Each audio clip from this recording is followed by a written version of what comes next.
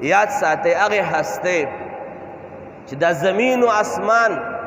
دا چرند و پرند، دا انس او دا جن او دا جنت او دا جهنم، بلکې کل کائنات د خدایي چې ده، د خدای پاک چې دا کل کائنات خدایي ده، دا چې د کمې هستې په خاطر باندې پیدا شوي دي، هغې هستې ته زما او د ستا خوږ نبی جناب محمد رسول الله صلی الله علیه و آله وسلم مبارک ویلی شي. د هغې هستې مبارکې چې کومه پیدایش شوی دی دا په دغې مبارکه میاشت کې شوی دی. د دغې مبارکې میاشتې ته دا عظیم سعادت میلاو دی او ځکه علما لیکي دا خبره د ستاسو په ذهنونو کې کینول زه ضروري غواړم او هغه دا چې علماو په دې باندې لیکل کړي چې رب کریمه د خپل محبوب تا به ډېره عظمتونو والا میاشت کې پیدا کړی وی چې رمضان المبارک ده، د حج شریف میاشت ذی الحجه ده، د برکتونو میاشت محرم الحرام دی. خدای پاکه تا د عظمتونو والا هستی په داسې میاشت کې پیدا کړو چې هغې میاشت خپل کمال نشته، تا به کمالی میاشت کې خپل کمالی پیغمبر پیدا کړی وی. خدای پاکه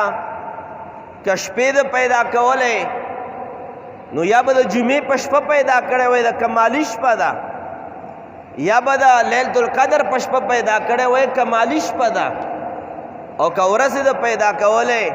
نو یا به د واړه اختر په ورځ پیدا کړی وی، کمالی ورځ ده، یا به د لوی اختر په ورځ پیدا کړی وی، د لوی اختر ورځ کمالی ورځ ده، او یا به د جمعې په ورځ پیدا کړی وی، کمالی ورځ ده. رب کریمه نه میاشت ولا عظمتونو میاشت ورکا، نه شپه د عظمتونو شپه وه، نه ورځ هم د عظمتونو ورځ وه. خدای پاکه تا خو عامه ورځ په پیر په ورځ پیدا کو،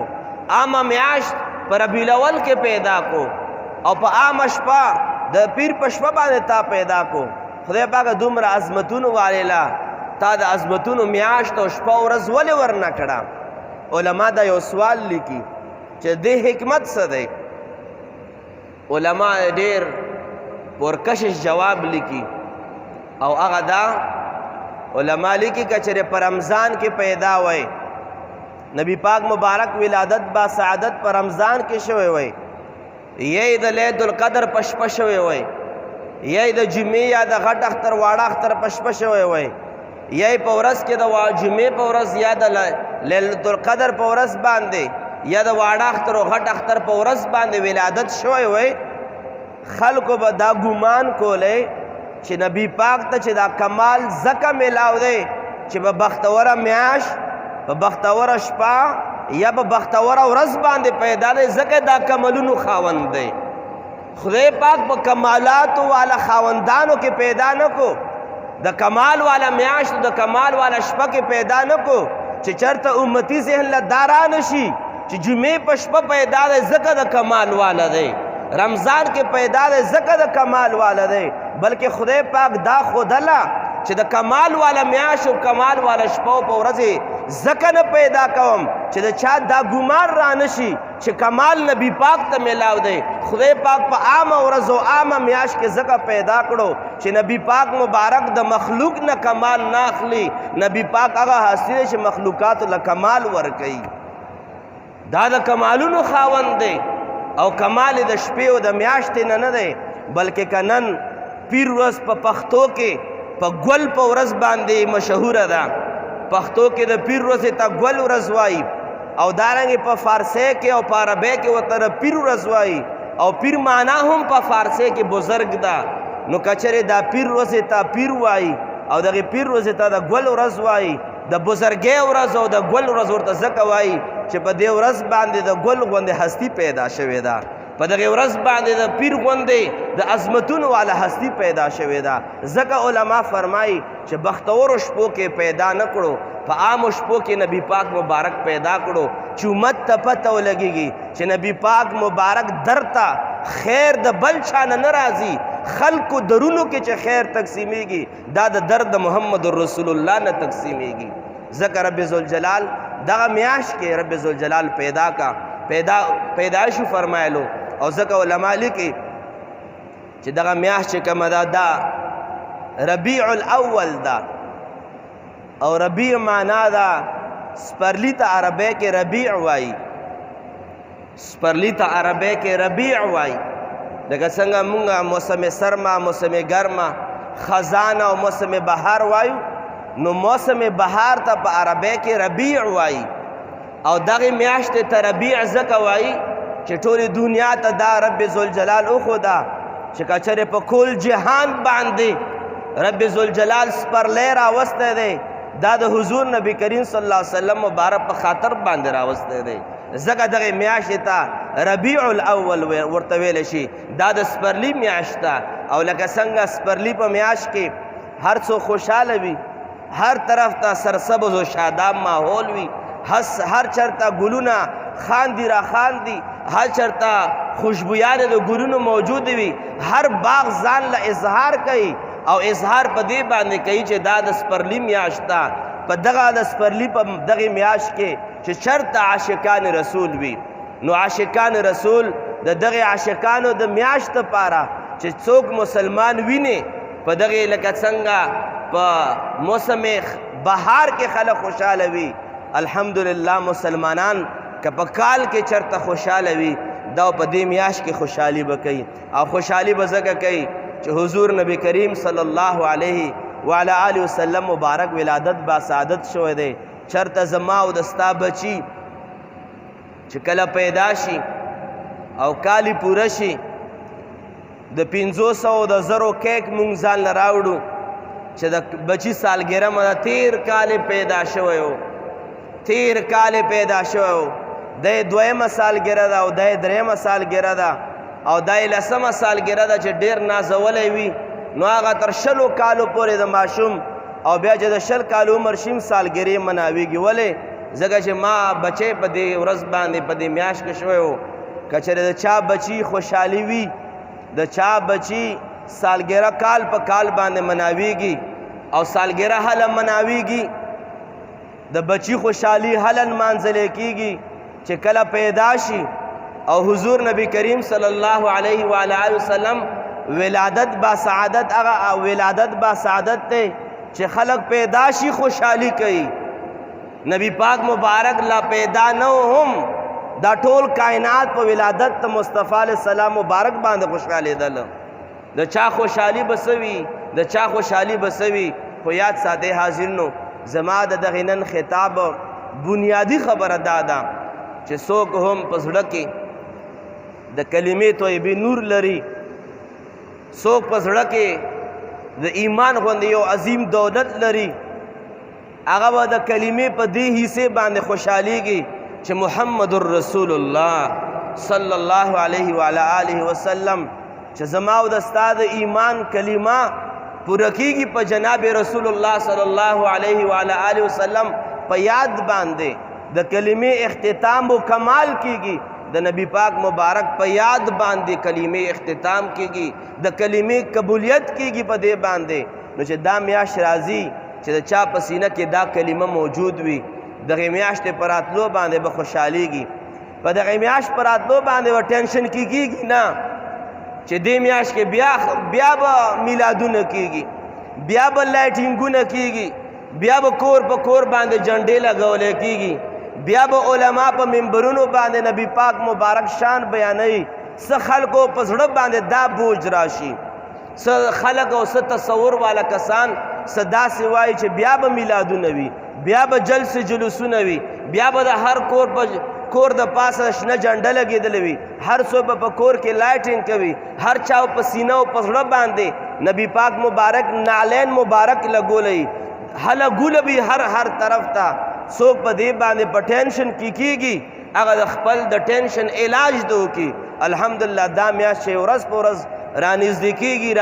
کېږي، سوچ د محبوب کریم ولادت با سعادت باندې خوشحالیږي چې څومره دا میاشت رانږدې کېږي، روحانیت تازه کېږي، زړه خوشحالیږي. او چې کله دغه میاشتې آغاز وشي بیا هر طرف ته هر یو انسان په مخ باندې خوشحالي راځي او که چېرې هغه نه پوښتنه وکړي چې دغې میاشتې ته ولې خوشحاله یې هغه درله صرف دا جواب درکوي چې د الله پاک محبوب په دغې میاشت کې پیدا شوی و د الله پاک هم محبوب دی د فرشتو محبوب دی د کل کائنات محبوب دی د انس محبوب دی د جنات محبوب دی بلکې د کائناتو کې ذره ذره کچره د هغوی نه یو سوال دا وشي چې کل کائناتو کې د ستا زړه ته څوک نږدې دی د ستا محبوب څوک دی د کل کائناتو صرف یو جواب وي چې رب العالمین زمونږ خالق دی او که د محبوب پوښتنه کوي زمونږ هغه محبوب دی چې کومه هستی د رب العالمین محبوب دی هغې محبوب ولادت په دغې میاشت کې شوی دی الحمدلله مونږ په دې باندې فخر کوو په دې باندې صدها بار مونږ فخر کوو چې په دغې میاشت چې کله راځي الحمدلله مونږ ته سکون ملاویږي مونږ ته خوشحالي ملاویږي او په چهل پهل باندې که چېرې د چا په خوشحالو باندې چهل پهل کېږي د چا په خوشحالو باندې قسمه قسم اظهار د مسرت کېږي د ټول نه زیات حقدار د خوشحالۍ د حضور نبی کریم صلی الله علیه و آله وسلم مبارک ولادت با سعادت دی انشاءالله العزیز غټه جمعه ده غټه میاشت ده انشاءالله په هره جمعه باندې به د حضور نبی کریم صلی الله علیه و آله وسلم سره د خپل د عقیدت د پیرزونې د هغوی مبارکو سره تعلق او د نسبت او د هغوی مبارکو د اخلاقو د تعلیماتو او د هغوی مبارکو سره د مینې محبت خبرې به کېږي رب ذوالجلال خالق کائنات دغه غونډه میاشت زمونږ د عالم اسلام د پاره باعث د خیر وګرځوي د عالم اسلام د پاره باعث د برکتونو وګرځوي او الله پاک د دغه مبارکه میاشت کې چې کومه هستی راله جهالت ختم شو تورې تیارې ختمې شوې ماشومان پیدا شوي چې کم عمره ماشومان دي هغه په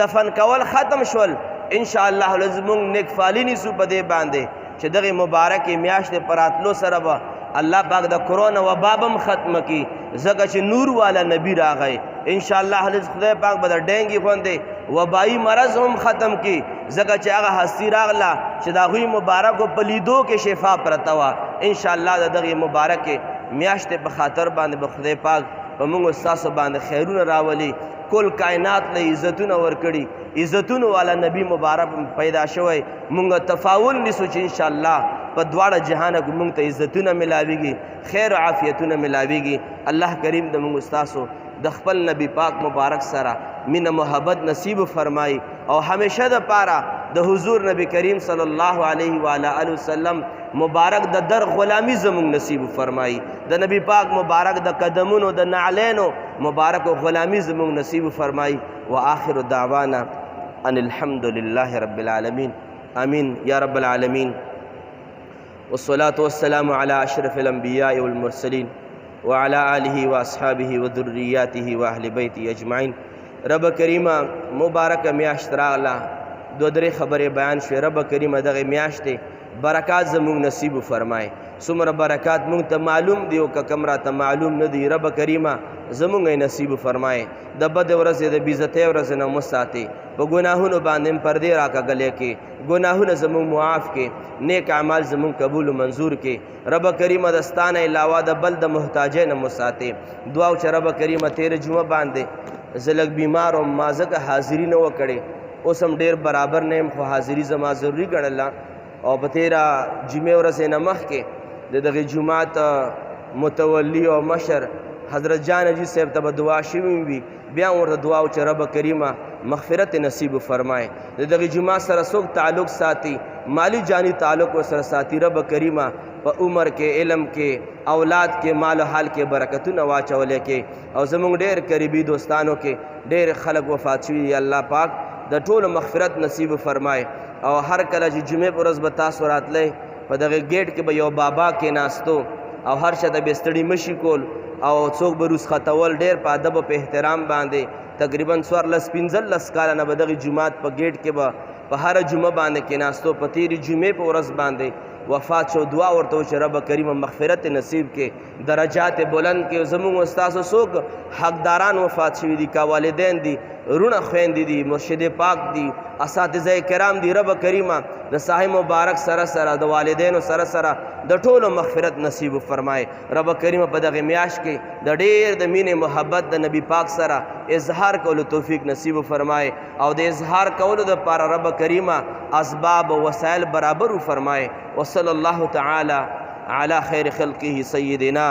محمد و آله و اصحابه اجمعین برحمتک یا ارحم الراحمین.